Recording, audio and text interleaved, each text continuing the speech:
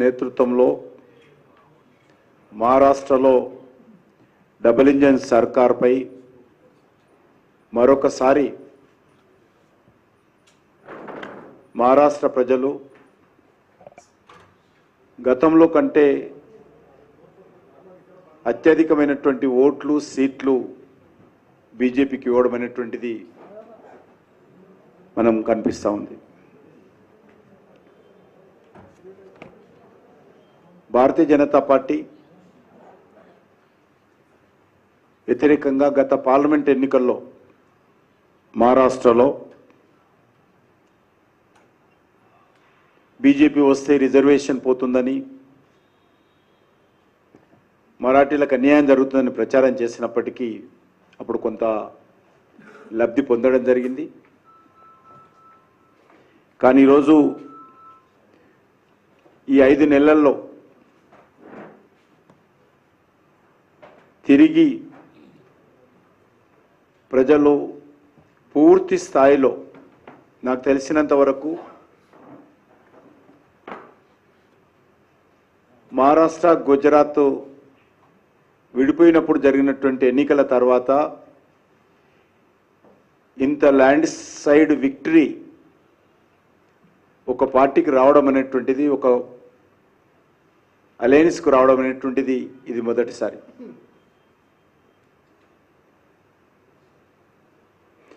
Congress party కులం పేరుతో, మతం పేరుతో, భాష పేరుతో అనేక రకాలుగా గిందె సామెతగా ఈ దేశంలో అన్ని రకాల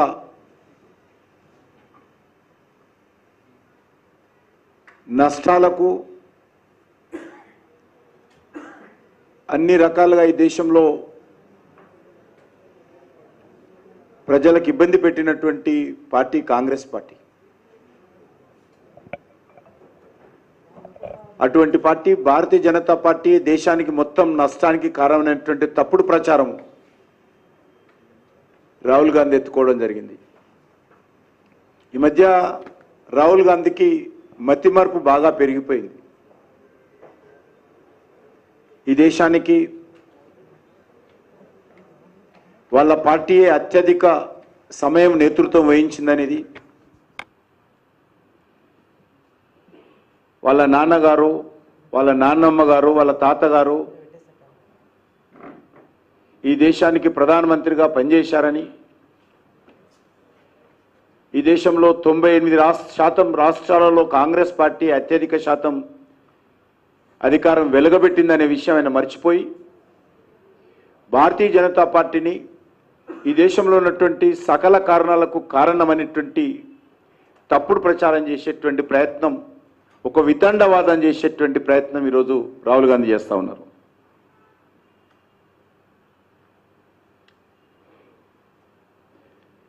రాహుల్ గాంధీ చిలక పలుకులకు, గురువింద గింజ సామెతకు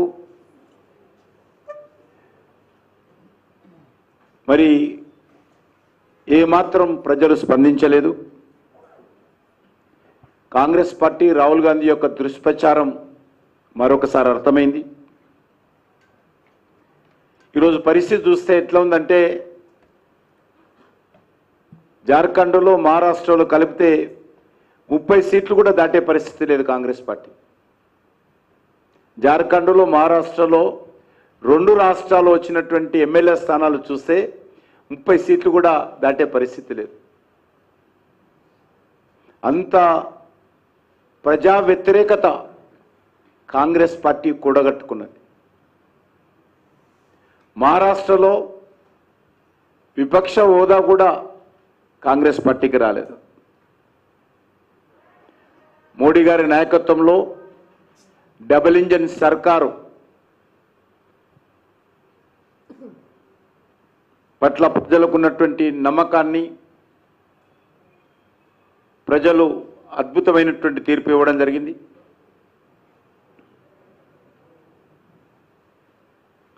ప్రజల మధ్య విభేదాలు సృష్టించే ప్రయత్నము, భాష పేరుతో, ప్రాంతం పేరుతో, కులం పేరుతో, మతం పేరుతో ఏత ప్రయత్నం చేసిందో దానికి మహారాష్ట్ర ప్రజలు తగిన బుద్ధి చెప్పారు.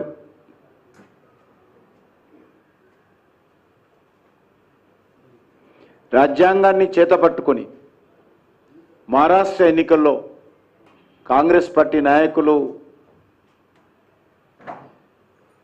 విష ప్రచారం చేశారు. ఎందుకంటే మహారాష్ట్రలో డాక్టర్ బాబాసాహెబ్ అంబేద్కర్ను సమర్థించేటువంటి వ్యక్తులు, సంస్థలు అత్యధికంగా ఉంటాయి. ఊరూరా డాక్టర్ బాబాసాహెబ్ అంబేద్కర్ పేరు మీద పెద్ద ఎత్తున కులాలకు అతీతంగా పనిచేసేటువంటి వర్గాలు ఉంటాయి. అటువంటి మహారాష్ట్రలో డాక్టర్ బాబాసాహెబ్ అంబేద్కర్ రూపకల్పన చేసినటువంటి రాజ్యాంగాన్ని చేతపట్టి ఊరూరా ప్రచారం చేసినప్పటికీ కాంగ్రెస్ పార్టీ యొక్క అబద్ధాలను, అసత్యాలను ప్రజలు నమ్మలేదు. ఎస్సీ సీట్లలో తీసుకున్నా, ఎస్టీ సీట్లలో తీసుకున్నా, బీజేపీకి సంబంధించినటువంటి ఎన్డీఏ భాగస్వామ్య పార్టీలు మెజార్టీ సీట్లు పొందడం జరిగింది.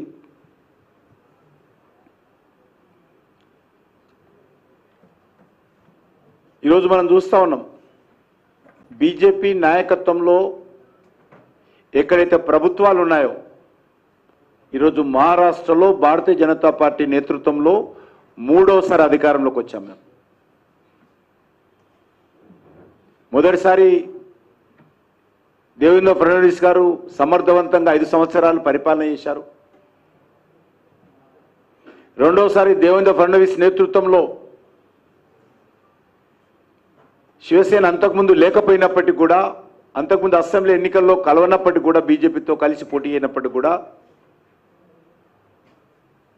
అనేక మంది యొక్క కోరిక మేరకు, ప్రజల ఆకాంక్షల మేరకు బయట ఉన్నటువంటి శివసేనను తీసుకొని 5 సంవత్సరాల క్రితం ఎన్నికల్లో పోటీ చేసి గెలిచిన తర్వాత, ఫలితాలు వచ్చిన తర్వాత ముఖ్యమంత్రి కుర్చీ కోసం ప్రజలకు వెన్నుపోటు పొడిచి ఉద్ధవ్ ఠాక్రే నేతృత్వంలో కాంగ్రెస్ పార్టీ, శరద్ పవార్ చక్రం తిప్పి బీజేపీని అధికారం నుంచి దూరం చేసేటువంటి ప్రయత్నం చేశారు.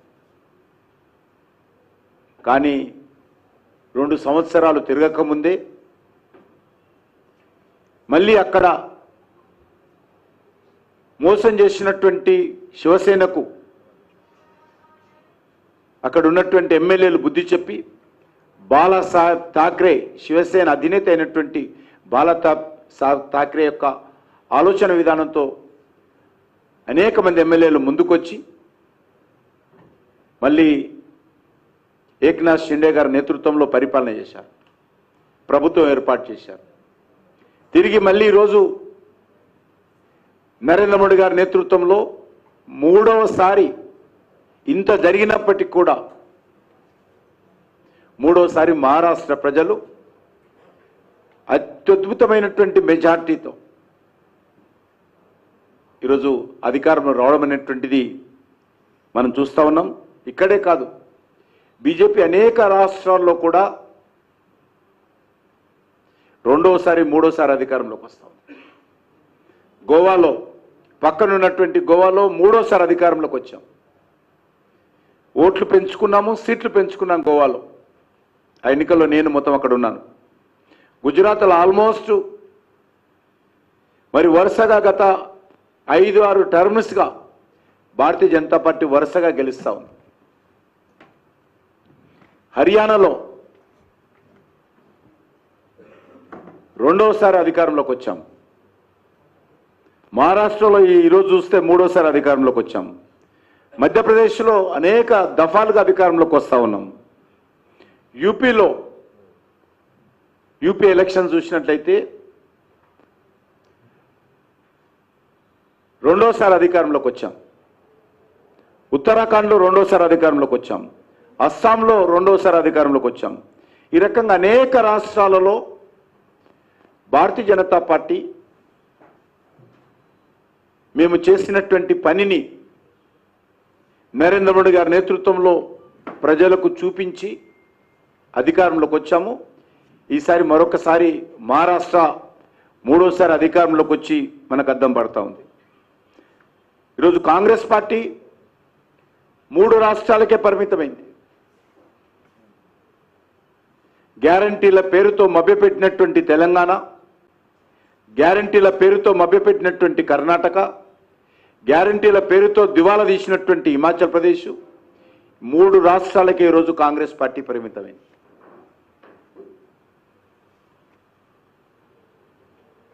అంతేకాదు ఈరోజు అనేక రకాల బై ఎలక్షన్స్లో ఇక యూపీ మాదే అని చెప్పి ప్రచారం చేసుకున్నటువంటి సమాజ్వాదీ పార్టీ. విచిత్రం ఏంటంటే 9 శాసనసభ స్థానాలకు ఉప ఎన్నికలు జరిగితే కాంగ్రెస్ పార్టీ భారతీయ జనతా పార్టీని అడ్డుకోవాలి, భారతీయ జనతా పార్టీ గెలవకూడదు అని చెప్పి ఒక్క సీటు కూడా పోటీ చేయకుండా 9కి 9 సీట్లు సమాజ్వాదీ పార్టీకి కాంగ్రెస్ పార్టీ అప్పగించింది బై ఎలక్షన్స్లో. అయినప్పటికీ కూడా అక్కడ 7 సీట్లు, 9 సీట్లలో 7 సీట్లు భారతీయ జనతా పార్టీ మాకు అలయన్స్ పార్టీ గెలిచింది.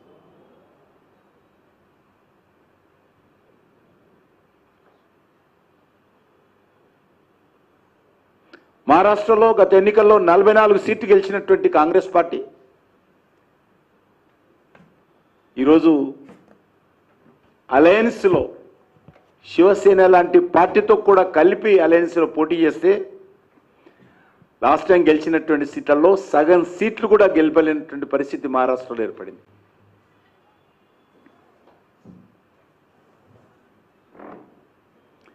చాలా నవ్వొస్తుంది మహారాష్ట్ర ఎన్నికలు చూస్తే. ఎన్నికలు ఫలితాలు రాకముందే బాంబే ఎయిర్పోర్ట్లో 4 విమానాలు సిద్ధం చేసి పెట్టారు. 4 విమానాలు, పైలట్స్ కూడా వచ్చి కూర్చున్నారు విమానాలలో. ఎమ్మెల్యేలకు కావాల్సినటువంటి భోజనాలు కూడా విమానాలలో రెడీ చేశారు. ఫలితాలు రాగానే వాళ్ళందరినీ, తెలంగాణ రాష్ట్రాన్ని కొంతమందిని, కర్ణాటక కొంతమందిని తరలించేటువంటి అద్భుతమైనటువంటి ప్లానింగు, ప్రజల ఆలోచనను, ప్రజల నాడిని పసిగట్టలేనటువంటి కాంగ్రెస్ పార్టీ పథకాలు సిద్ధం చేసుకొని ఈరోజు దేశ ప్రజల ముందు మరోసారి నవ్వులపాలైంది.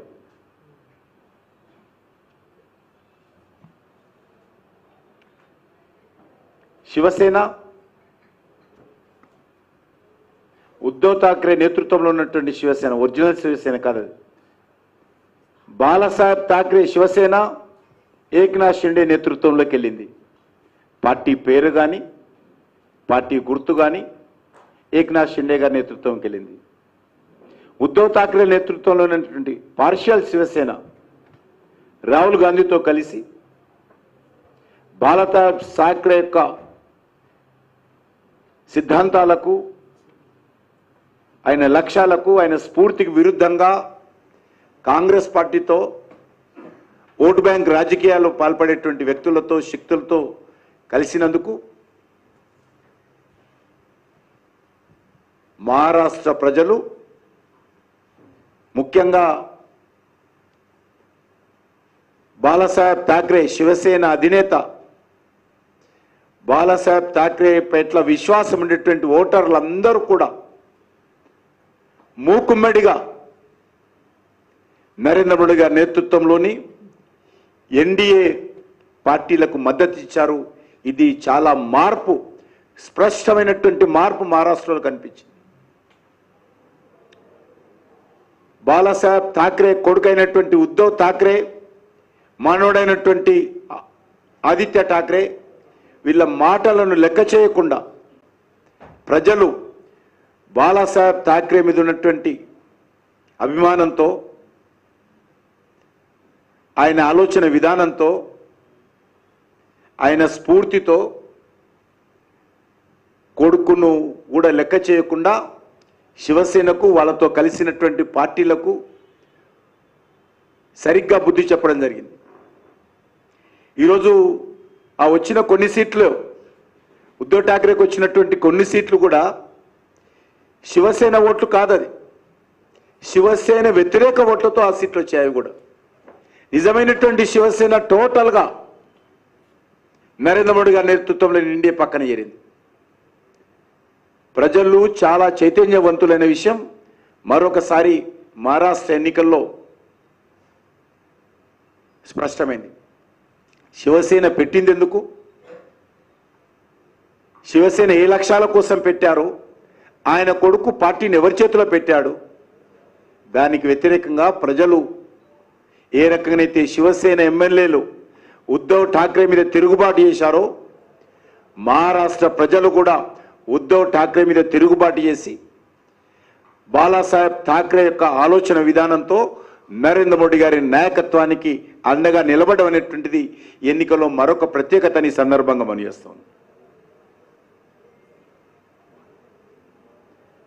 మహారాష్ట్ర ప్రజలు వారసత్వం చూడలే, మహారాష్ట్ర ప్రజలు బాలాసాహెబ్ యొక్క ఆలోచన విధానాన్ని చూశారు, ఆ యొక్క పార్టీ యొక్క సిద్ధాంతాన్ని చూశారు, బాలాసాహెబ్ ఠాక్రే యొక్క స్ఫూర్తిని చూశారనే విషయాన్ని ఈ సందర్భంగా మనం చేస్తా ఉన్నాం.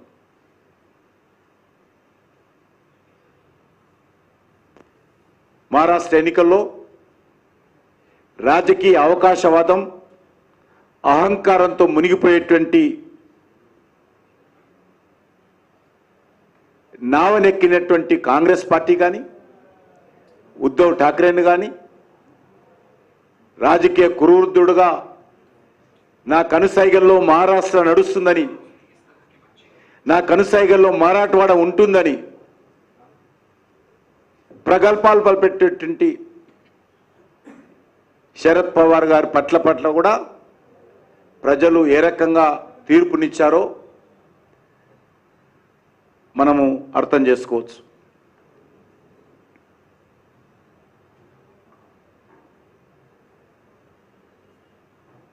నూట 2 సీట్లలో పోటీ చేసినటువంటి కాంగ్రెస్ పార్టీ ఇంకా సీట్లు వస్తా ఉన్నది, తగ్గుతా ఉన్నది. ఇంకా 18 సీట్లు 20 సీట్లకు చేరుకున్నది.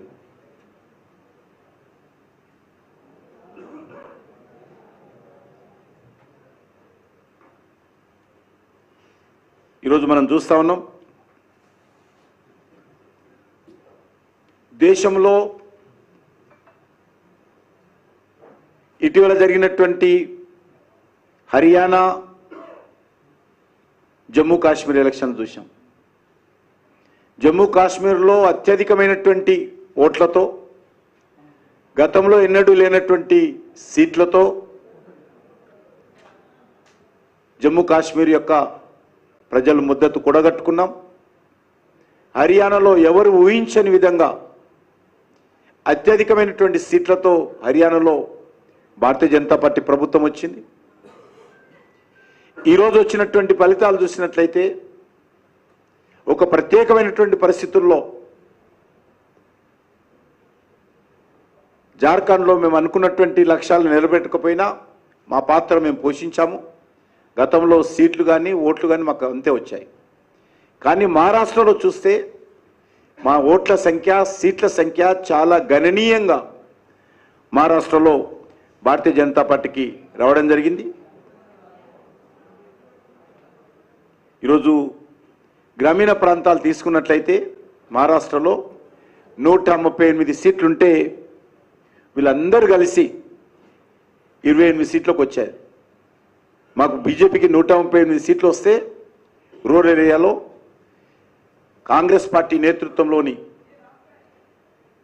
మరి కూటమికి 28 సీట్లు వచ్చాయి. ఇంకా తగ్గుతూ ఉన్నాయి చూస్తూ ఉంటే.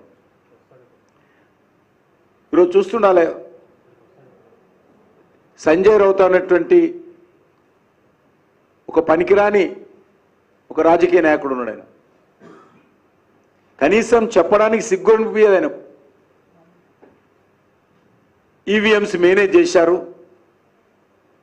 ఈవీఎంస్ కుట్ర చేశారు. మరి జార్ఖండ్లో ఎందుకు మాట్లాడావు కుట్ర జరిగినప్పుడు?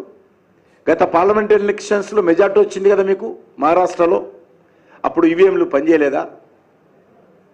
అప్పుడు ఈవీఎంలు పొరపాటు లేదు. ఈ దేశంలో చాలా అలవాటైంది కాంగ్రెస్ పార్టీకి అలా సంబంధించినటువంటి కొన్ని పార్టీలకు. రాహుల్ గాంధీతో సహా మొన్న పార్లమెంట్ ఎలక్షన్స్లో కూడా పొరపాటు జరిగిందని ఎలక్షన్ కమిషన్ మీద విపరీతంగా తప్పుడు ప్రచారం చేశారు. వాళ్ళు గెలిస్తే తెలంగాణలో ఈవీఎంలు బాగున్నట్టు, వాళ్ళు గెలిస్తే కర్ణాటకలో ఈవీఎంలు బాగున్నట్టు, వాళ్ళు గెలిస్తే హిమాచల్ ప్రదేశ్లో ఈవీఎంలు బాగున్నట్టు, వాళ్ళు జార్ఖండ్ ముక్త్ మోర్చా జార్ఖండ్లో గెలిస్తే ఈవీఎంలు బాగున్నట్టు, బీజేపీ గెలిస్తే ఈవీఎంలు ట్యాంపరింగ్ జరిగినట్టు ఒక అలవాటు కాంగ్రెస్ పార్టీకి అయింది.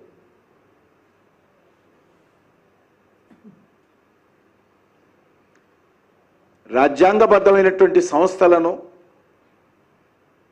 నిర్వీర్యం చేయడము, ఇతర దేశాలకు వెళ్ళి భారతీయ జనతా పార్టీ పట్ల, భారతదేశం పట్ల, నరేంద్ర మోడీ పట్ల విషయం చల్లడము, దేశ వ్యతిరేక కార్యక్రమాలు చేపట్టడము కాంగ్రెస్కి అలవాటైంది.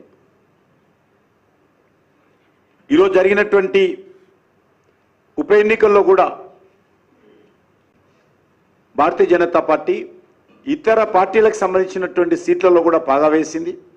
ఇంకా పూర్తిస్థాయి ఫలితాలు రాలేదు. 2 పార్లమెంట్ సీట్లుంటే నాందేడు సీటును బీజేపీ నిలబెట్టుకునేటువంటి ప్రయత్నం చేస్తుంది. ఫలితాలు పూర్తిగా వస్తాయి. అదేవిధంగా రాహుల్ గాంధీ రాజీనామా చేసినటువంటి సీట్లో బీజేపీ గట్టి పోటీ, ప్రధాన ప్రతిపక్షంగా పాత్ర అక్కడ మరి సోనియా గాంధీ కుటుంబ సభ్యురాలైనటువంటి ప్రియాంకకు పోటీగా బీజేపీ ఒక సాధారణ మహిళా కార్యకర్తను పోటీ పెట్టి నిలబడడం జరిగింది. ఓవరాల్గా దేశమంతా కూడా ఈరోజు, ఎందుకంటే మహారాష్ట్ర చాలా కీలకమైనటువంటి రాష్ట్రం మన దేశంలో, ఉత్తరప్రదేశ్ అతిపెద్ద రాష్ట్రమైనప్పటికీ మహారాష్ట్ర ఆర్థిక రాజధాని మన దేశానికి. అటువంటి రాష్ట్రంలో భారతీయ జనతా పార్టీ ఈరోజు 3వసారి అధికారంలో రావడం అనేటువంటిది భారతీయ జనతా పార్టీ పట్ల, నరేంద్ర మోడీ గారి నాయకత్వం పట్ల మరి ప్రజల యొక్క విశ్వాసానికి అద్దం పడుతుందని చెప్పి మనవి చేస్తూ, నేను మహారాష్ట్ర ప్రజలకు తెలంగాణ భారతీయ జనతా పార్టీ తరఫున, తెలంగాణ ప్రజల తరఫున హృదయపూర్వకమైనటువంటి కృతజ్ఞత తెలియజేస్తా ఉన్నాను.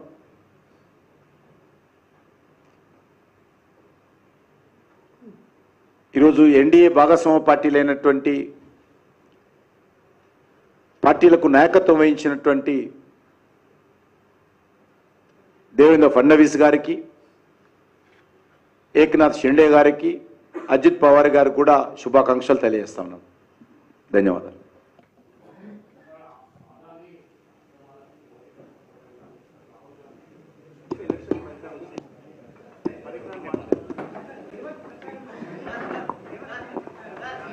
మహారాష్ట్రలో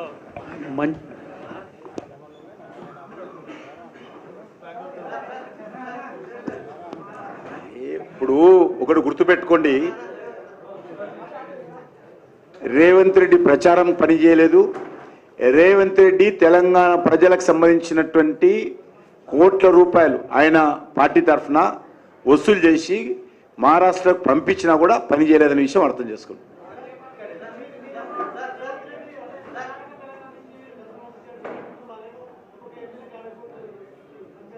ఎవరంటున్నారు? నేను తెలంగాణ గురించి మాట్లాడుతున్నా. తెలంగాణకైతే తెలంగాణ నుంచే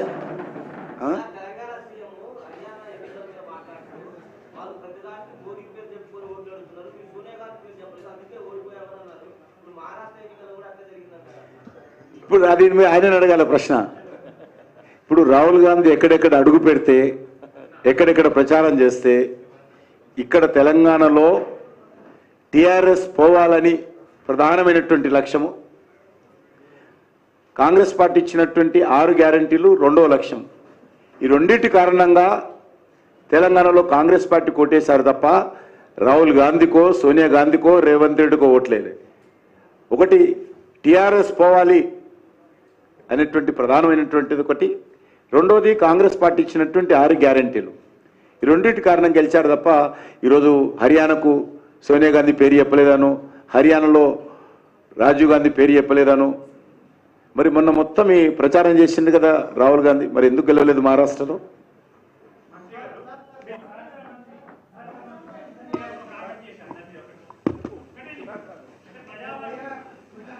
మహారాష్ట్రలో అద్భుతమైన రిజల్ట్స్ వచ్చినందుకు తెలంగాణ బీజేపీ తరఫున గౌరవ పెద్దలు శ్రీ కిషన్ రెడ్డి గారికి, రాష్ట్ర ప్రధాన కార్యదర్శులు కాసం వెంకటేశ్వర్లు గారు, ప్రేమేందర్ రెడ్డి గారు, అలాగే ఎమ్మెల్యే కౌశిక్ రెడ్డి గారు అందరూ వారికి సన్మానం పెట్టి, రాకేష్ రెడ్డి గారికి అందరికీ కూడా ఈ సందర్భంగా స్వీట్ తినిపించి, అలాగే మీడియా మిత్రులకు కూడా ధన్యవాదాలు.